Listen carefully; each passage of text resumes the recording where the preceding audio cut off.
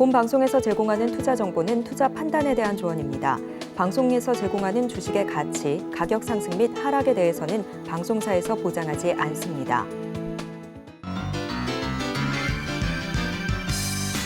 시청자 여러분 안녕하세요. 베스트 트레이딩맨 일부 주식 1타 강사, 저는 진행의 김혜연입니다. 최근에 이 금융시장에서의 불안 요소들이 상당 부분 완화가 되면서 오늘 우리 시장은 또 외국인과 기관의 양 매수세가 유입되는 모습이었습니다.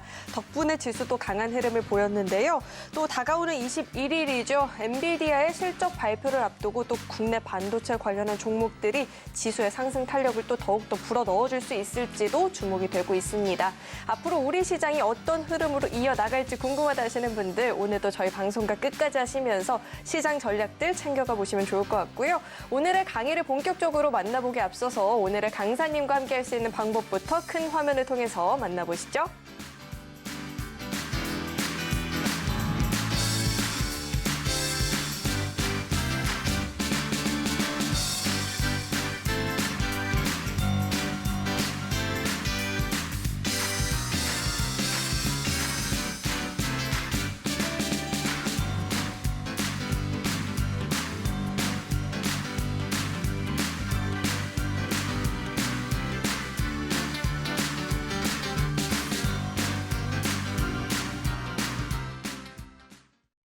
네, 오늘 저희와 함께 해주실 강사님 바로 모셔보도록 하겠습니다. 임상현 강사님 나와 계십니다. 어서 오세요. 예, 반갑습니다.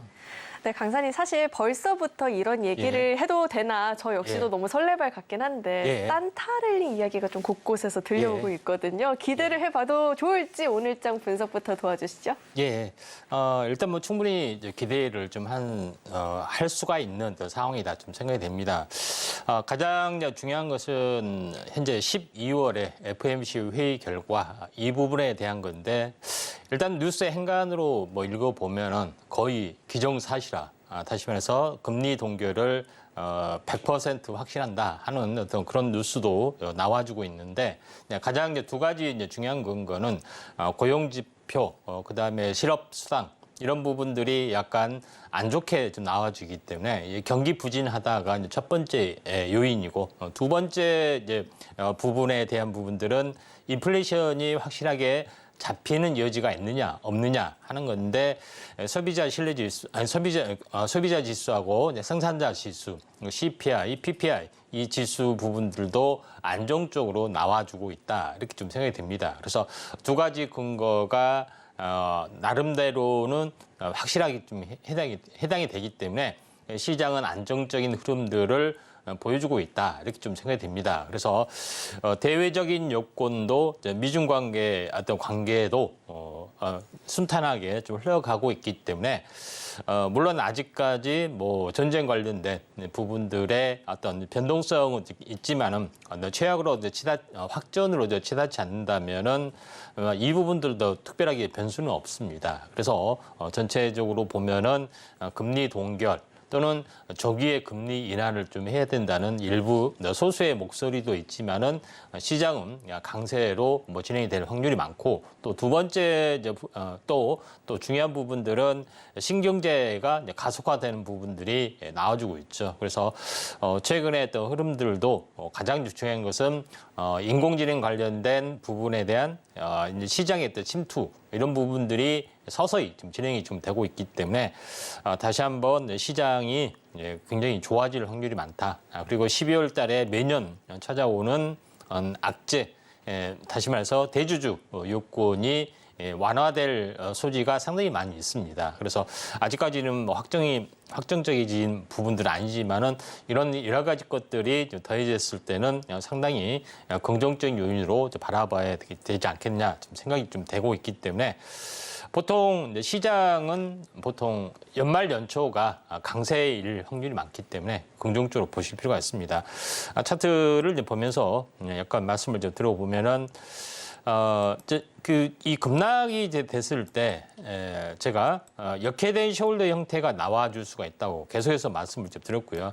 지금은 여기서 눌림목 이중 바닥이 나와 있는데 눌리지 않고 주가가 강세를 보이면서 횡보 등락을 한동안 보여주다가 11월 말 12월 초 변곡점에서 상방향으로 약간 틀어줄 가능성이 상당히 많이 있다 이렇게 좀 생각이 듭니다. 그래서 역회된 숄더 형태의 부분들이 약간 언밸런스한 역회된 숄더 형태인데 만들어질 가능성이 상당히 많이 있기 때문에 이제 긍정적인 요소가 될 확률이 많다 이렇게 좀 생각이 좀 듭니다. 물론 2단으로 올라왔기 때문에 다시 한번 요거에 대한 조정들이 한 번 더 좀 있겠지만은 1차적으로는 한국 증시가 현재 최근 박스권을 돌파를 해주는 박스권 돌파라는 것은 다시 말해서 최근 1년 동안이 거의 바닥이었습니다. 그래서 이 바닥의 박스권을 돌파를 좀 해주러 가는 기념비적인 부분들이 거의 연말 연초의 어떤 시간 변곡하고 거의 일치가 좀 될 수 있다 이렇게 좀 생각이 좀 됩니다.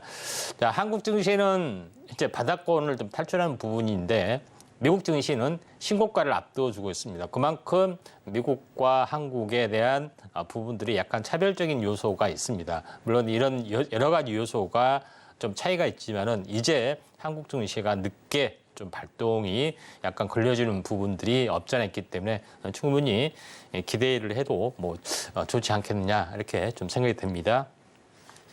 네, 우리 시장이 우려감보다는 이 기대감을 좀 더 키워도 되는 그런 시장의 분위기로 흘러갈 수 있을 것 같은데 그럼 이런 시장이라면 더욱더 기대가 되는데 오늘 강사님께서 준비해 주신 강의의 주제가 어떻게 될까요? 강의 주제요? 네.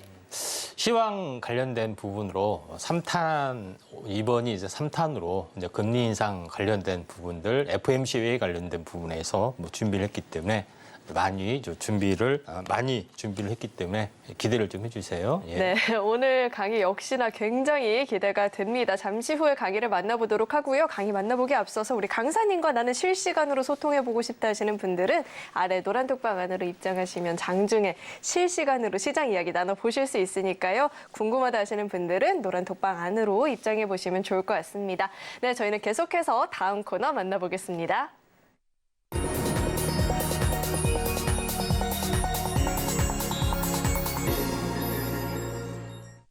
오늘 우리 시장에서 개인 투자자분들이 가장 많이 검색한 이 검색 상위 종목들 만나보는 시간입니다. 시장에서 화제가 됐었던 오늘장 핫스탁5 종목들 지금 바로 만나보시죠. 네, 우선 오늘 이 유가 상승으로 인해서 조선주, 석유주들이 강한 모습이었는데 극동유화 나와 있습니다. 하나오션도 나와 있고요. 두산퓨얼셀은 수소 시너지가 기대가 된다라는 이야기를 받고 있고 또 비만 치료제 관련한 종목이죠. 인벤티지레까지 나와 있습니다. 마지막으로 모처럼 급등 흐름을 보였던 네이처셀까지 나와 있는데 종가부터 확인을 해보도록 하겠습니다. 우선 오늘장 종가 기준으로 인벤티지랩이 13%대, 네이처셀도 13%대의 상승세를 기록을 했고요. 하나오션도 12% 넘는 시세를 줬는데 장중 주가 흐름도 이어서 살펴보도록 하겠습니다. 우선 먼저 하나오션부터 살펴볼 텐데요. 이 피크 아웃에 대한 우려감을 좀 떨쳐냈다라는 이야기가 나오고 있습니다. 신조선가 강세가 당분간 이어질 가능성도 크다라고 하고요. 유가까지 하락을 하게 되면서 힘을 받는 모습이었습니다. 하나오션이 12% 넘는 상승을 보였고요. 이어서 다음 종목도 만나보시죠. 다음은 두산퓨얼셀입니다. 두산그룹이 무탄소 에너지 핵심 기술을 개발해서 사업화의 속도를 낸다라는 소식이 전해졌는데요. 두산지오솔루션 그리고 두산퓨얼셀 간의 이 수소 시너지 기대감이 커지고 있다는 분석에 힘을 받는 모습이었습니다. 오늘장에서 8% 넘는 강세 흐름을 기록을 했고요. 이어서 다음 종목도 만나보시죠. 네이처셀이 일본에서의 이 파킨슨병 재생의료 치료 개시 계획에 오늘장에서 10% 넘는 시세를 기록하는 모습이었습니다. 장중 한때 8,300원 선도 넘어서는 모습이었고요. 종가 기준으로 13%대 상승세 보였습니다. 자, 이어서 다음 종목도 만나보시죠. 다음은 극동유화인데요. 이 오펙 플러스가 감산 연장을 고려한다라는 소식이 전해지고 있습니다. 이스라엘과 하마스 간의 이 무력 충돌로 가자지구 위기가 심화되면서 산유국들이 추가 감산을 할 가능성이 커졌다라는 분석들의 유가가 상승을 보였고요. 그로 인해서 오늘 장에서 정유주들도 강한 흐름을 보였습니다. 극동유화가 12% 넘는 오름세를 보이면서 종가 형성됐습니다. 자, 이어서 다음 종목도 만나보시죠. 마지막 종목이고요. 인벤티지랩이 비만 치료제 등 이 주요 파이프라인들의 기술 수출 기대감에 오늘 장에서 오름세를 보였다라고 합니다. 최근 글로벌 빅파마를 비롯해서 국내 주요 제약사들과 기술 수출 계약 체결을 목표로 논의를 진행 중이다라고 밝혀지면서 기대감이 모였다라는 분석들 나오고 있고요. 13% 넘는 상승세를 보이면서 종가 형성 예정됐습니다. 자, 이렇게 오늘장 핫스탁5 종목들이 공개가 됐는데 이어서는 강사님과 함께 한 종목 한 종목 좀 자세하게 이야기를 나눠보도록 하겠습니다. 자, 오늘장 핫스탁5 종목들이 공개가 됐습니다. 대부분의 종목들이 10% 넘는 시세를 보였는데 어떤 종목부터 이야기 나눠볼까요? 한번 골라보실까요? 제가요? 예. 감사합니다. 저 그러면 인벤티지랩부터 분석 도와주시죠. 인벤티지랩이요? 비만 치료제에 관심이 굉장히 많이 있습니다. 그렇습니까? 예. 자, 인벤티지랩이 오늘 급등을 좀 하고 있는 어떤 그런 상황이 되는데, 그 비만 치료제 관련된 부분은 두 가지 어떤 대장주가 있습니다. 펩트론하고요. 그다음에 인벤티지랩이 있는데 펩트론이 가장 먼저 부상이 됐죠. 이 부분들은 현재 한 번 약물을 주입을 하게 되면은 장기 지속형 주사제 제형 사업을 하고 있는데 스마트 데포라는 어떤 그 장기 지속형 기술을 가지고 각종 치료제 파이프라인에 적용을 좀 하고 있는 것이 현재 펩트론에 해당이 되고요. 또 자체적으로 개발했던 펩타이드 단백질 성분을 가지고 약물 전달체 기술을 쓰는 것은 별도로 좀 하고 있는데 인벤티지랩도 이와 같습니다.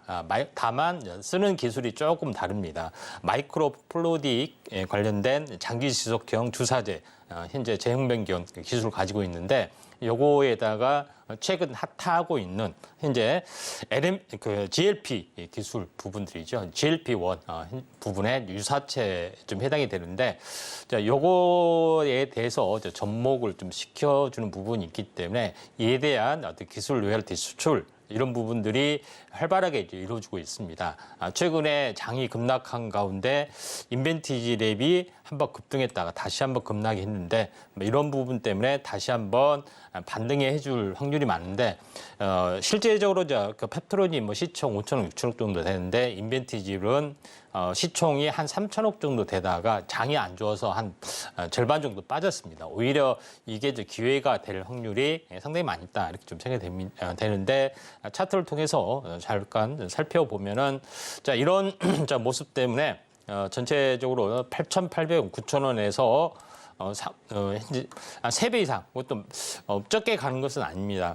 좀 상당히 좀 많이 갔던 모습에 해당이 되는데 지금은 현재 절반을 살짝 더 빠지는 약간 오버슈팅이 좀 언더슈팅이 일어났고요. 다시 한번 여기서 회복을 좀 하고 있는 그런 상황이 되는데 오늘 이제 갭상승이 일어났습니다. 갭상승의 음십자는 보합에서 만약에 보면은 이제 상승 삿바 형태이기 때문에 추세 역전의 신호다 이렇게 좀 생각이 됩니다. 그래서 갭을 메꾸는 부분이 아니라 현재 21선 돌파 안착 부분을 보이고 다시 한번 갈 수밖에 없기 때문에 약간 대장주적인 성격을 가지고 있다 이렇게 좀 생각이 돼서 인벤티지랩을 현재 한번 주목을 좀 해볼 필요가 있다 이렇게 좀 생각이 되네요.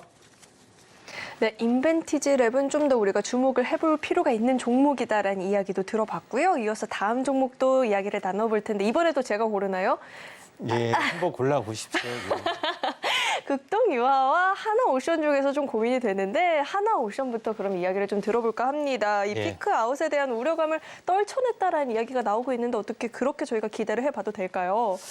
1차적으로 하나오션 같은 경우는 현재 사명 변경을 좀 했던 그런 부분이 됐는데 가장 중요한 것은 최근에 이제 이슈가 좀 되고 있는 부분들의 LNG선 관련된 부분들이 있는데 이것이 전쟁도 약간 조용해지고 해서 LNG 발주가 안 되지 않느냐 이렇게 좀 생각이 되지만은 그런 부분들은 아닙니다. 왜 그러냐면은 보통 LNG 부분들은 장기 발주를 많이 좀 하기 때문에 한번 전쟁 여부와 상관없이 이미 정해진 루트에도 가고 있는 상황이 되고 이에 발맞춰서 LNG 플랜트, 다시 말해서 플랜트 설비까지 진행이 되고 있는 상황이고 앞으로 환경적인 측면에서 보면은 더 가속화될 확률이 상당히 많이 있습니다. 그래서 LNG 운반선뿐만 아니라 LNG 추진선, 그다음에 해양 플랜트 이런 부분까지 계속해서 진행이 될 확률이 많고 또 하나오션 같은 경우는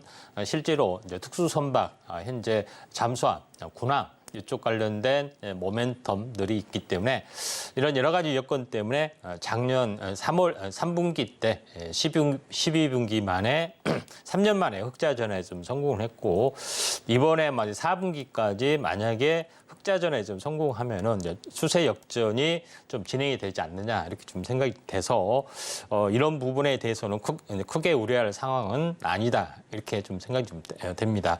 차트를 보면서 약간 말씀을 들어보면은 자 44,000원에서 현재 주식은 항시 이야기하시면 현재 사서 반토막이 된 것이 아니라 반토막 되는 걸 산다고 말씀드렸죠. 44,000원인데 22,000원. 그러니까 당연히 이 자리가 현재 사는 자리에 좀 해당이 되죠. 그래서 지금의 입장에서는 어떻게 보면은 저점 약간 역헤드인 숄더의 약간 변형된 형태에서 오른쪽 어깨를 만드는 그런 부분에 장대 양봉을 나왔기 때문에 물론 이제 내일이나 모레 약간 숨구르기가 되더라도 다시 한번 추세 반전이 좀 일어날 확률이 많기 때문에 이 점 참고를 좀 해줄 필요가 있다 이렇게 좀 생각이 되네요.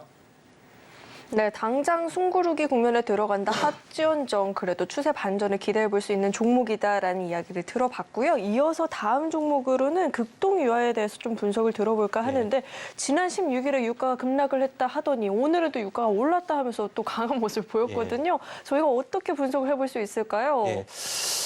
아마도 유가 관련된 부분들이 약간 변동성이 상당하게 좀 진행이 됩니다. 물론 제가 유가가 장기적으로 오를 것인지 또 내릴 것인지 함부로 약간 단정하기는 좀 애매합니다. 왜냐하면은 인플레이션이라는 게 좀 잡기가 상당히 어려운 부분이 좀 해당이 되고 있기 때문에 요거에 대해서는 약간 중장기적으로는 계속 완만하게 인플레이션이 좀 일어날 걸로 좀 생각이 됩니다. 다만 이제 제일 중요한 것은 국동유화가 약간 저평가적인 요소를 가지고 있고 국동유화는 뭐 기업의 내용을 보시면은 각종 윤활유 제품에 대한 어떤 다양한 어떤 상품 어떤 부분들을 좀 개발을 좀 하고 여기에 대한 시장 지배력들이 좀 있습니다. 아마도 이런 그 윤활유 관련된 부분들의 어떤 저평가적인 요인들이 있기 때문에 이번에 좀 튀어주지 않느냐 이렇게 좀 생각이 좀 돼서 다소 긍정적인 부분으로 약간 보실 필요가 있는데 차트를 보면서 약간 말씀을 들어보면은 한번 완만하게 좀 상승을 좀 해줬다가 현재 최근에 급락, 그다음에 급등. 현재 계속해서 약간 변동성이 굉장히 가파르게 지금 진행이 되고 있는데 제가 봤을 때는 이 박스권의 흐름들, 박스권의 급등락이 계속 반복이 되다가 추세 이탈이 되든 아니면은 박스권을 돌파를 하든 두 가지 흐름이 좀 나와줄 수가 있는데 아마도 이제 경기 회복에 대한 기대감 때문에 다시 한번 이 부분들이 약간 올라줄 수도 있다 좀 생각이 됩니다. 또 저평가적 요인도 있기 때문에 그래서 지금은 이격 조정이 좀 될 수 좀 있겠지만은 중장기적으로는 우상향 될 가능성이 상당히 많이 있다. 이렇게 좀 생각이 돼서 이런 부분들 좀 참고할 필요가 있습니다. 네, 국동유화는 중장기적인 관점에서는 우상향의 흐름을 이어나갈 수 있겠다라는 이야기를 들어봤고요. 다음 종목으로는 네이처셀에 대한 이야기를 좀 들어볼까 합니다. 일본에서 이 파킨슨병 치료 개시 계획에 오늘 장에서 좀 강한 흐름을 보였는데 이 같은 상승이 좀 이어질지도 궁금한데 분석 도와주시죠. 네, 네이처셀은 오늘 뉴스가 나와줬지만은 실질적으로 보면은 첨생법 관련된 이슈가 있습니다. 근데 뉴스에는 나와주진 않고 있지만은 조만간 뉴스를 좀 탈 확률이 많은데 지금 현재 보건복지부에서 안건을 좀 심의 중에 있습니다. 이번 주 화, 수, 목. 부분들이 해당이 되는데 그거에 대한 이슈 때문에 지난주부터 약간 이쪽 관련된 종목군들이 약간 움직여주고 있는데 첨생법이 이제 개정이 되면은 줄기세포 치료라든가 유전자 치료 이런 부분에서 획기적인 어떤 그런 부분이 있기 때문에 지난 주말부터 유전자 관련된 부분에 이슈 현재 크리스토퍼 유전자 과이 이쪽 관련된 이슈가 되고 있지만은 실질적으로 이런 부분이 나와줄 수가 있는데 네이처셀도 마찬가지로 이런 이슈가 수가 좀 있다 좀 생각이 됩니다. 네이처셀 같은 경우는 조인트 스템이라는 현재 어떤 파이프라인을 가지고 있는데 네이처셀이 이제 임상 3상이 다 끝났습니다. 성공리에 끝났는데 품목 허가를 내려주지 않았습니다. 보건복지부에서. 그러면은 임상 4상을 하라는 소리밖에 더 되지 않는데 이에 대한 부분들이 약간 현재 공방정이 좀 있다 이렇게 좀 생각이 됩니다. 그래서 이런 부분들이 첨생법이 만약에 이제 통과됐을 때는 약간 유화적인 자세로 나와줄 수가 있기 때문에 네이처셀을 비롯해서 현재 파미세, 그다음에 차바이오텍 이런 부분들의 수급적인 어떤 흐름이 좋아질 확률이 상당히 많이 있다 이렇게 좀 생각이 돼서 이런 부분이 이제 긍정적이기 때문에 이렇게 볼 필요가 있는데 차트를 보면서 약간 말씀을 드려보면은 이것 때문에 거의 한 점화 한번 갔었습니다. 임상 3상 끝났는데 그 품목 허가를 내리지 않으면 팔 수는 없는 거죠. 이런 부분들이 있는데 다시 한번 상승 반전을 좀 시도를 좀 해줄 확률이 많기 때문에 다소 이번에 첨생법 수혜주로서 좀 부각이 될 수 있다 이렇게 좀 생각이 좀 되네요. 네, 이어서 마지막 종목 이야기를 좀 빠르게 들어볼까 하는데요. 마지막 종목은 두산퓨얼셀입니다. 간략하게 분석 도와주시죠. 예, 두산퓨얼셀도 이제 마찬가지입니다. 이제 수소 연료전지 관련된 이슈가 좀 살아나는 부분들이 있기 때문에 오늘 다시 한번 상승 반전을 좀 시도를 좀 해주고 있다 이렇게 좀 생각이 되는데 두산 이제 퓨얼셀 부분들이 현재 고체 산화물 연료전지 선박용에 대한 어떤 기술을 확고하게 좀 가지고 있고요. 그다음에 또 하나 부분들은 현재 모빌리티 쪽으로 현재 그 수소 연료전지에 대한 산업을 확대를 좀 해주고 있기 때문에 아무래도 기술력이 앞서 있기 때문에 가장 선도적으로 약간 움직여주지 않겠느냐 좀 생각이 됩니다. 차트를 이제 보면서 약간 말씀을 드려보면은 이 박스권의 흐름에서 추세 이탈이 됐습니다. 거의 한 34,000원 정도가 좀 됐는데 16,000원까지 거의 이 수렴에서 이제 반토막이 나서 이제 새롭게 약간 올라주고 있는데 오늘 61선까지 돌파를 좀 해주는 부분들이 좀 살아나고 있기 때문에 급락에 대한 리바운딩 반등 현재 2층까지 25,000원 내외까지는 한번 추세적인 흐름이 나와줄 수 있다 이렇게 좀 생각이 됩니다. 네, 이렇게 오늘장 핫스탁5 종목들에 대해서 이야기를 들어봤는데요. 이런 종목 이야기뿐만 아니라 나는 시황 분석 자세하게 들어보고 싶다 하시는 분들은 노란톡방 안으로 입장하시면 장중에 실시간으로 강사님과 함께 보실 수 있으니까요. 도움이 필요하다 하시는 분들은 노란톡방 안으로 입장해 보시면 좋을 것 같습니다. 네, 저희는 이어서 다음 코너 만나보겠습니다.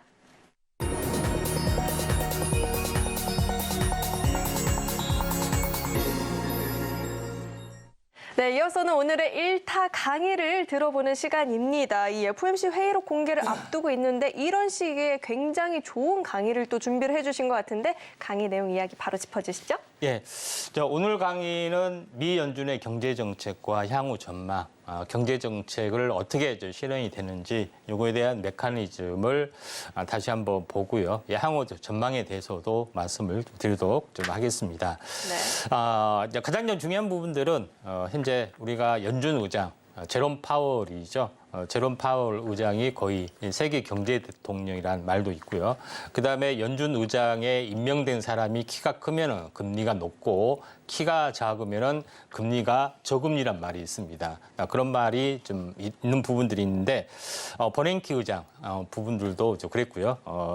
그 자넷 앨런 의장도 그런 부분들이 좀 있었죠. 키가 굉장히 작았습니다. 그래서 버냉키 의장은 거의 키가 엄청나게 작았죠. 그래서 제로금리에 가까웠던 그런 부분인데 제롬 파월 의장은 키가 굉장히 장신이고 굉장히 큽니다. 그래서 현재 1980년대 이제 펄 볼커 의장, 그러니까 고금리 20%를 했던 사람의 어떤 금리까지 올리지 않느냐 잔뜩 긴장하고 있는 부분들이 있는데 그거는 우연의 일치이지 않느냐 좀 생각이 됩니다. 자, 연방준비제도 우리가 이제 페더럴 현재 리서브 시스템, 그러니까 연합에서 뭘 준비하는 시스템, 뭐 이런 말이겠죠. 순수한 한글말로 표현하면은 다시 말해서 은행들이 연합을 해서 어떤 그 지불하는 시스템을 말합니다. 다시 말해서 1900년도에는 미국에서 호황과 이제 불황이 반복을 하면서 굉장히 공황이 또 심했던 부분들을 좀 해당이 되고 이것 때문에 은행이 약간 도산을 하기도 하고요. 많은 부도가 나기도 하는 악순환들이 있었습니다. 이걸 좀 해결을 하기 위해서 어떤 연방준비제도가 생겨났죠. 그런 연방준비제도가 약 세계적 달러하고 세계 각국의 통화가 연결이 되면서 세계은행으로 이제 부상이 된 계기가 있었는데 요거에 대한 이제 비하인드 스토리를 한번 해보겠습니다. 연준의 탄생하고 타이타닉하고는 매우 밀접한 연관이 있다 하면은 사람들이 약간 웃을 수가 있는데 중요한 것은 이제 타이타닉이 현재 JP 모건에서 만든 어떤 배입니다. 근데 JP 모건이 미국에서 굉장히 연방은행 패드를 굉장히 찬성하는 어떤 그런 부분이고 주도주로 이제 됐는데 타이타닉호에 연방은행을 반대한 3명의 굉장히 강경파가 전부 다 탔는데 이게 순식간에 이제 침몰이 되면서 반대할 사람이 다 없어져서 순탄하게 진행이 됐기 때문에 약간 음모론적인 시각을 보는 사람도 상당히 많이 있습니다. 그다음에 또 이게 1912년에 타이타닉이 일어났고 1913년에 연준이 탄생이 됐고 1914년에 세계 1차 대전이 일어났습니다. 우연치고는 기가 막히게 재진 각변대로 일어났다는 것이 약간 의심스러웠지만은 제일 중요한 것은 세계 1차전 때 바로 그 전체적으로 유럽 국가들이 미국에 많은 의존을 좀 하면서 어떻게 보면은 미 연준이 어떤 달러가 기축통화가 되는데 가장 결정적인 역할을 이 두 가지 사건이 되면서 세계 100년 패권을 그때부터 지배를 합니다. 그러니까 1914년부터니까 정확하게 이제 100년 동안 거의 지배를 좀 하게 되는 그런 부분에 해당이 되는데 여기에 대한 사태에 약간 흠집 또는 이런 부분들이 진행이 되는 것이 서프라임 사태 때 달러 기축 통화가 현재 달러를 찍어내는 방식의 어떤 경제 정책의 경종을 구하는 사건이 서프라임 사태 때 생겨났는데 이 사건 이후로 비트코인이 생겨났습니다. 2, 3년 뒤로.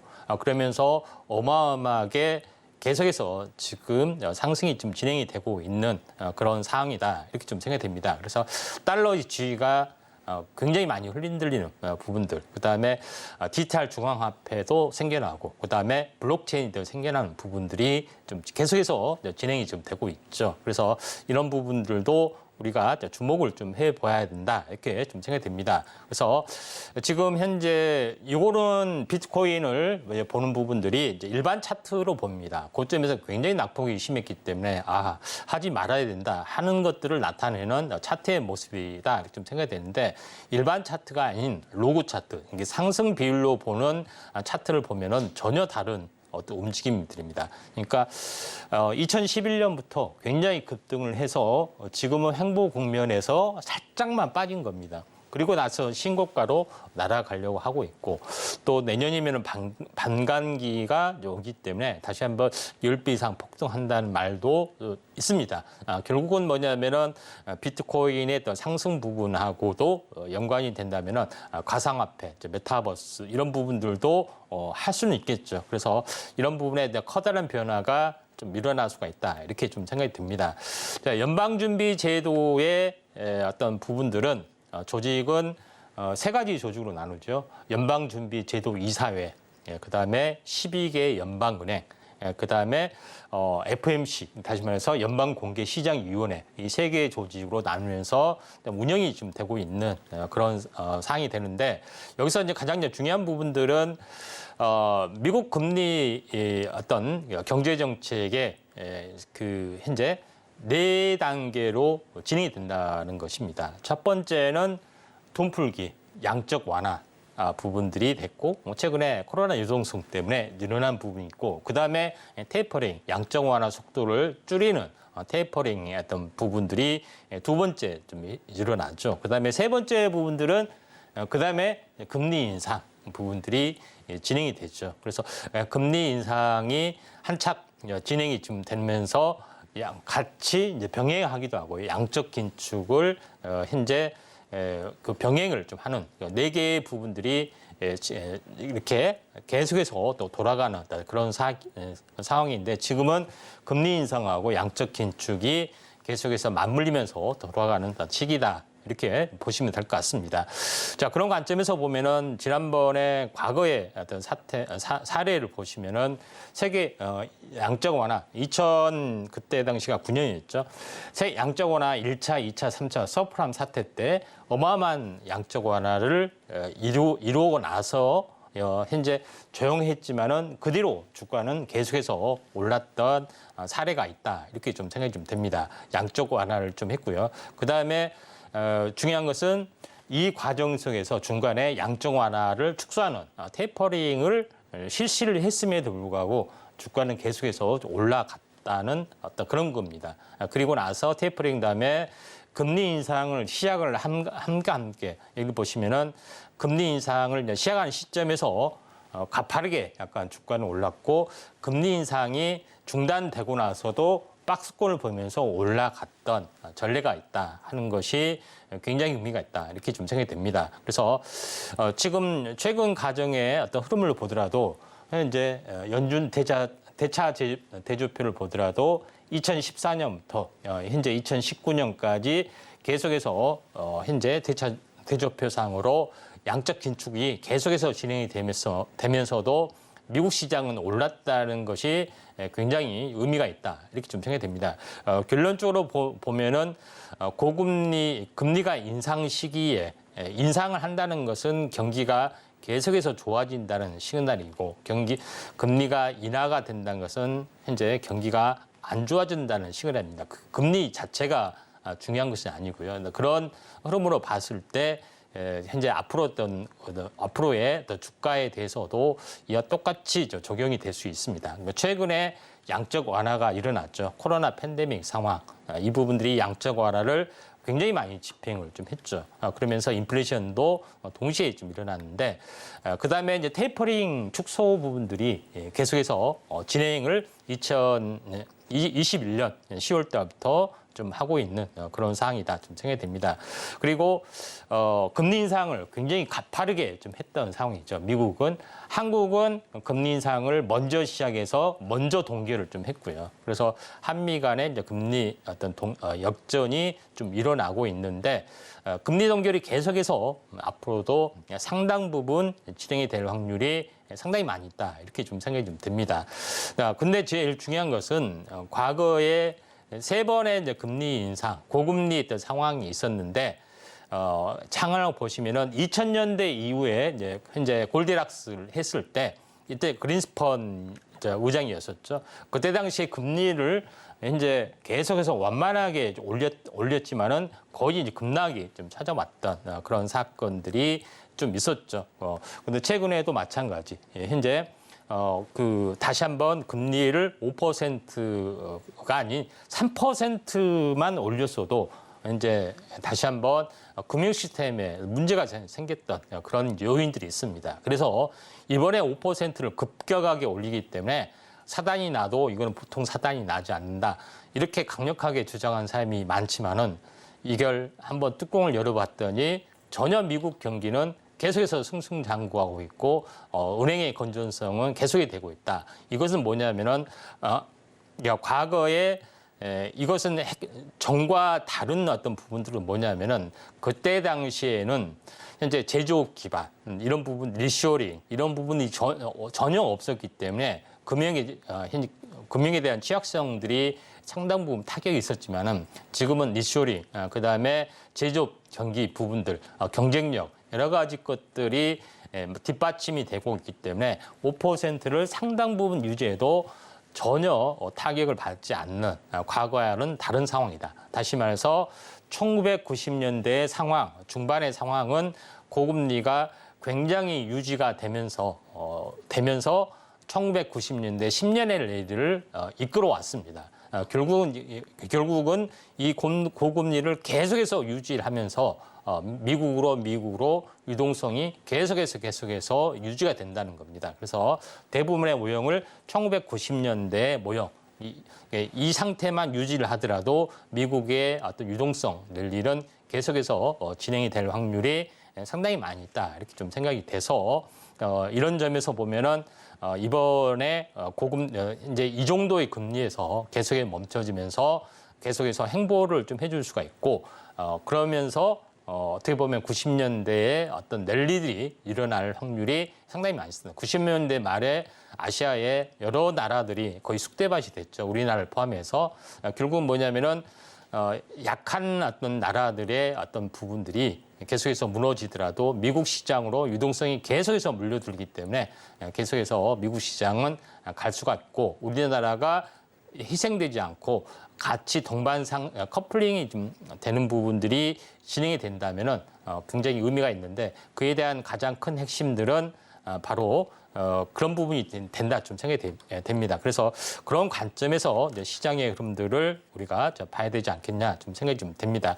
최근에 양적 긴축 현재 금리 인상 이후에 대조표를 보시면은 양적 긴축이 계속해서 좀 진행이 되고 있지만은 전체 크게 보면은 현재 유동성이 계속해서 살아나는 것들이 진행이 되고 있다 이렇게 좀 생각이 됩니다. 가장 마지막으로 보면은 정책 자금의 어떤 집행들이 계속해서 일어나기 때문에 정책적으로는 유동성 랠리가 계속해서 진행이 되는 걸로 좀 생각이 돼서 이런 것들 참고하시면 되지 않겠느냐 이렇게 판단이 됩니다. 네, 오늘 강의를 통해서 이 연준 금리 정책 역사를 한번 쭉 훑어보는 시간을 가져봤는데요. 오늘 강의 내용 중에 궁금한 사항이 있다 하시는 분들은 노란톡방 안으로 입장하시면 질문 자유롭게 남겨보실 수 있으니까요. 입장하시고 함께 해보시면 좋을 것 같습니다. 그리고 이 장중의 시황도 들어보고 싶다 하시는 분들 마찬가지로 노란톡방 안으로 입장하시면 이야기 나눠볼 수 있으니까요. 우리 강사님과 함께 할 수 있는 방법을요. 큰 화면을 통해서 다시 한번 확인해 보시죠.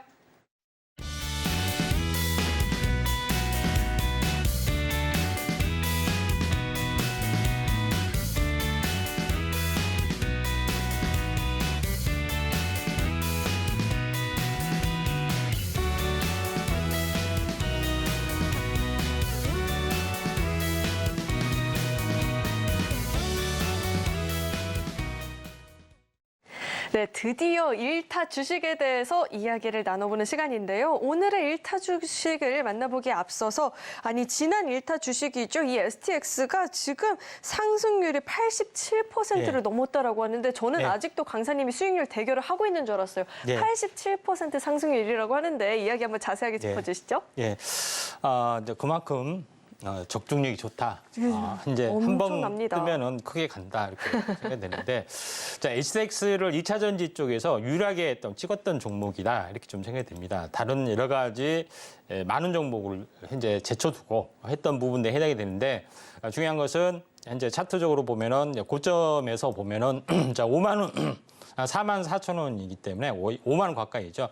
8,000원까지 빠졌던 것은 5분의 1 도방이 났다는 것은 말이 안 되는 어떤 가격이기 때문에 급락에 대한 V자 반등이 진행이 될 수 있고 저점에서 분명히 제가 더블이 된 16,000원 간다고 말씀을 좀 드렸습니다. 또는 61선까지. 그래서 상승률 87%가 딱 100%가 되면은 현재 이제 파셔도 좀 되는 자리다 이렇게 좀 생각이 됩니다. 100% 이상 되는 것은 뭐 큰 의미가 없죠. 100%가 되느냐 마느냐가 중요한 거고, 물론 약간 농담입니다만 아무튼 61선까지 올라갈 수가 있다 좀 생각이 됩니다. 그래서 이런 부분들 참고하시길 바라고요. 두 번째 계속해서 먼저 할까요? 카카오페이 부분들은 현재 조금 올라왔던 그런 부분에 해당이 되는데 대장주로서의 가능성들이 상당히 많이 있다. 앞으로 디지털 현재 중앙화폐 부분들 진행이 좀 되는 부분들, 그다음에 결제 시스템의 큰 빅뱅이 좀 일어날 확률이 많은데 카카오페이 부분들이 이런 성장성의 아주 최대 수혜주고, 사실 빈 껍데기나 마찬가지인 카카오가 부활한 것이 아니라 실질적인 사업회사인 카카오페이가 부활할 수 있기 때문에 중장기적으로 잘 보라고 말씀을 드렸던 것도 블록체인 부분들, 그다음에 유동성 부분들 여러 가지 것들을 조합해서 카카오페이를 제시했는데 지금이라도 늦지는 않았습니다. 이제 분할 매수를 할 필요가 있고요. 자세한 부분들은 아래 노란톡 오시면은 좀 되지 않겠냐 좀 생각이 되네요. 네, 이렇게 지난 1타 주식에 대해서 리뷰를 들어봤는데요. 굉장한 타율을 보이고 있기 때문에 오늘의 1타 주식도 무지 기대가 되고 있는 상황입니다. 과연 어떤 종목을 콕 집어 오셨을지 종목명부터 큰 화면을 통해서 만나보시죠. 네, 오늘의 1타 주식은 BCNC입니다. 세계 최초 반도체용 합성 쿼츠를 생산한다라고 하는데 구체적인 전략 노란톡방 안에서만 확인해 보실 수 있으니까요. 입장하시고 함께 공략해 보시면 좋을 것 같습니다. 네, 오늘의 1타 주식 BCNC입니다. 사실 오늘 장중에도 올랐다가 좀 밀려나는 흐름을 보여줬는데 이 종목을 꼽으신 이유 어디 있을까요? 네, 아무래도 이제 반도체 경기하고 일반 경기하고는 거의 연동을 하기 때문에 살아나지 않겠느냐 생각이 듭니다. 자, 먼저 이제 BCNC 부분들을 제가 했던 이유는 내용을 먼저 들어보고 말씀을 좀 드려가겠습니다. 현재 D램의 어떤 미세화 공정, 그다음에 랜드의 고단화 과정들 이런 부분들이 계속해서 진행이 되면서 가장 활발하게 진행이 되는 것이 이제 증착 과정입니다. 증착 과정은 계속해서 만들어내는 것들인데 노광 과정부터 해서 식각, 세정 뭐 이런 부분들이 계속해서 반복이 되면서 증착을 좀 진행이 되는데 그중에서 식각이란 부분들이 있습니다. 식각이란 것은 현재 노광, 포토 공정 다음에 밑그림을 그리고 나서 실제 어떤 방막을 이렇게 어떤 요철 부분들을 파는 실제 회로를 파는 작업을 좀 하는데 습식 식각, 그다음에 건식 식각 여러 가지 부분들이 현재 일어나고 있는 그런 상황이 되는데 식각의 어떤 그 방막의 용도에 따라서 폴리에칭, 그다음에 옥사이드 에칭, 메탈 에칭, 메탈 소재를 하느냐, 금속 소재를 하느냐, 폴리에칭 현재 이런 것들을 하느냐에 따라서 달라지는데 폴리에칭 어떤 공정에서 쿼츠라는 어떤 부품을 쓰는데 이것은 뭐냐면은 현재 다음 장 이제 보시면 알겠지만은 식각이라는 것은 고온, 고압의 챔버라는 어떤 그 기계 안에서 플라즈마라는 어떤 기체를 가지고 현재 방막 소재를 녹이는 그런 부분들이 필요해 보이는데 이 방막 소재를 녹이는 과정에서 챔버 안에 부품들이 녹아내리는 현상이 일어나죠. 그래서 오래 쓸 수는 없습니다. 그래서 이 웨이퍼를 잡아주는 부품 중에 하나인 현재 합성 코츠링, 포커스 링이라는 것들이 있고요. 물론 여러 가지 부품들이 있지만은 대표적으로 이 부분들을 현재 천연 코츠가 아닌 합성 코츠, QD9이라는 그런 부분으로 대체가 되고 때문에 이에 대한 성장성이 굉장히 높아지고 있는 그런 부분이다. 이렇게 좀 생각이 됩니다. 또 하나 이제 부분들은 뭐냐면은 보통 안에 이제 챔버 안에 어떤 그 여러 가지 부속품을 실리콘이나 또 실리콘 카바이드 또는 현재 쿼츠 이 세 가지 것들을 좀 방식에 따라서 부품을 쓰는데 이런 부분들이 여러 가지 부분들인데 실제 합성 쿼츠의 어떤 실제 실험 결과에 대해서도 전혀 기스나 버블이 없는 정도로 가장 우수하고 있습니다. 천연 쿼츠의 어떤 한계성을 더 극복하는 부분들이 합성 쿼츠인데 전 세계 유일하게 이 업체만 생산을 하고 있다. 이렇게 좀 생각이 좀 됩니다.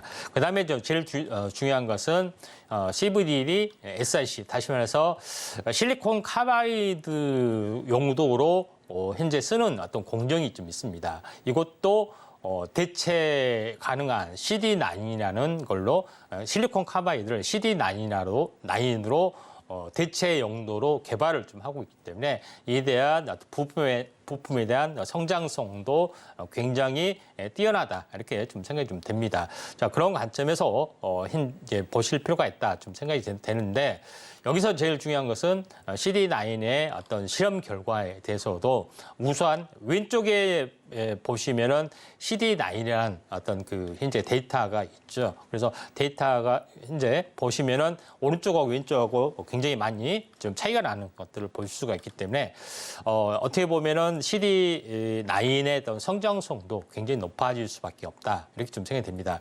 결론적으로 여러 가지 어떤 그 식각 챔버 안에 여러 가지 부품들이 종류로 만드는데 그중에서 SIC, SI 합성 쿼츠, 천연 쿼츠가 있는데 이 업체가 합성 쿼츠를 만든다겠죠. 교체 주기가 45일입니다. 그만큼 공정의 중단도 없고 또 오래 쓸 수가 있습니다. 또 단가가 높죠. 근데 이런 부분 때문에 매출에 대한 합성 쿼츠로 SIC나 SI가 천연 쿼츠가 합성 쿼츠로 계속해서 바뀔 여지에 어떤 트렌드가 있기 때문에 최고 수혜주로 부상이 되고 있다 이렇게 좀 생각이 좀 됩니다. 그런 관점에서 현재 이 업체 부분들이 대단한 어떤 기술력을 가지고 있다 이렇게 보시면 됩니다. 물론 이 업체가 현재 합성 쿼츠만 아니라 천연 쿼츠도 생산하고 있고 실리콘도 실리콘으로 된 소재도 생산하고 있지만은 이제 천연 쿼츠, QD9, 그다음에 실리콘 카바이드의 대체 제품 이런 부분들을 생산하고 있기 때문에 기술력이 거의 독보적이다 이렇게 볼 수가 있습니다. 차트를 통해서 한번 살펴보면은 이제 이런 부분들이 있기 때문에 이제 BCNC 부분들이 전체적으로 보면은 굉장히 한번 두고 봐야 될 종목이다 좀 생각이 됩니다. 차트로 보면은 이런 부분들이 이제 대체적으로 그 대체가 되고 있기 때문에 시장이 서서히 반응하고 있습니다. 작년에는 시장이 너무나 안 좋기 때문에 전혀 움직임이 없었지만은 지금의 흐름들은 시장을 좀 대체하는 것들이 효과가 나타나면서 굉장히 삼각스러운 모양의 상단을 돌파해주고 가파르게 상승을 좀 해줄 수가 있는 상황이고 또 일반적으로는 한 달 주기 탄생 파동을 보이고 가는 경우가 상당히 많이 있죠. 저점에서 지금의 눌림목이면 20일째 좀 해당이 되죠. 그래서 양봉 3개, 음봉 2개, 5일 탄생 파동이 또 한 번 생겨났기 때문에 내일부터 좀 날아가지 않겠냐 좀 생각이 듭니다. 제2의 STX가 BCNC가 되지 말라는 법이 없습니다. 이런 부분이 있기 때문에 자세한 부분들은 아래 노란톡 오셔서 현재 여러 가지 내용에 대해서 추가 내용에 대해서도 한번 들어보실 필요가 있다. 이렇게 좀 생각이 좀 됩니다. 그래서 반도체적 공정에서 여러 가지 부분에서 성장성이 가장 높은 부분들을 고르다 보니까 BCNC가 좀 있기 때문에 이 점 참고하시길 바랍니다. 네, 오늘의 1타 주식 공개가 됐는데요. 이 종목에 있어서 나도 좀 공략을 해보고 싶다 하시는 분들은 아래 노란 톡방 안으로 입장하시면 구체적인 전략들 잡아가 보실 수 있으니까 입장하시고 함께 보시면 좋을 것 같고요. 강사님, 내일장에 대한 조언을 한마디 들어볼 수 있을까요? 짧게?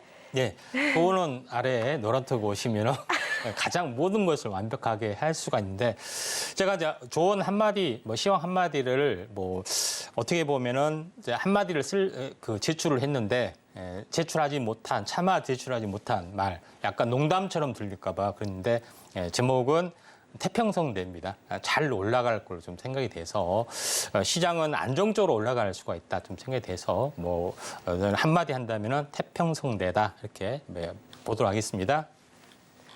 네, 이렇게 한마디 첨언까지도 들어봤고요. 계속해서는 오늘 방송의 핵심 내용 저희가 또 한눈에 알아보기 쉽게 정리해봤으니까요. 화면 통해서 내용 만나보시죠. 네, 배트맨 일부 핵심 내용 살펴보도록 하겠습니다. 오늘 우리 시장은 외국인과 기관의 양 매수세가 유입되면서 코스피 지수는 2,491포인트 선에서 마감되는 모습이었습니다. 산타 랠리가 올지 그 최대 변수는 연준의 스탠스가 또 어떻게 나오는지에 따라 다르겠죠. 그 속내를 예측해 볼 수 있는 시간 오늘 강의를 통해서 만나봤고요. 1타 주식은 BCNC입니다. 구체적인 전략 노란 톡방 안에서만 공개된다라고 하니까 입장하시고 함께 해보시길 바라겠습니다. 오늘 배트맨 1부에서 준비한 소식은 여기까지이고요. 오늘 저희 방송 알차게 채워주신 우리 임상현 강사님과는 여기서 인사 나누도록 하겠습니다. 오늘 말씀 고맙습니다. 참고로 금일본 방송에서 제공했던 정보들은 투자 판단을 위한 조언이지 해당 주식의 가치나 수익률을 보장하지는 않습니다. 또 서울경제TV는 자본시장 통합법을 준수하고 있습니다. 1:1 투자 상담이나 유사 수신 행위 등 모든 불법 사항을 엄중히 금지하고 있고요. 아울러 서울경제TV와 서울경제신문은 당사의 브랜드입니다. 최근 당사를 사칭한 피해가 늘어나고 있으니까요. 이 점도 각별히 유의해 보시길 바라겠습니다. 네, 저는 계속해서 베스트 트레이딩맨 2부에서 인사드리겠고요. 오늘도 저희 방송 끝까지 함께해 주신 여러분 고맙습니다.